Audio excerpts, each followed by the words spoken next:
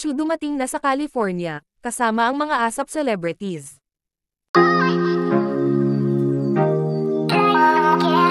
Dumating na nga sa California si Kim Chu, at spotted nga ang ibang celebrity kung saan ay sabay silang pumunta sa California. Makikita sa picture si Miss Regine Velasquez at Eric Santos at of course si Kimi. Kung ang mga fans nga ng Kim Pao ay sobrang excited, ay excited na rin ang ating Chanite Princess kung saan nga ay pinaghandaan niya ng husto ang maging performance nito sa California.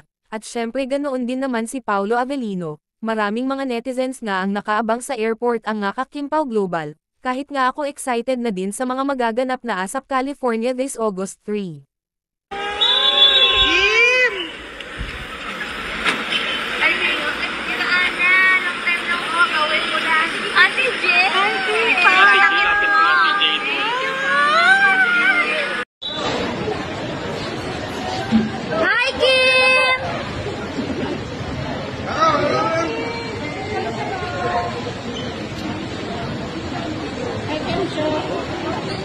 Very excited and it's another experience para sa ASAP na makapunta ulit sa ibang bansa to celebrate, to perform, and to see mga kababayan natin doon.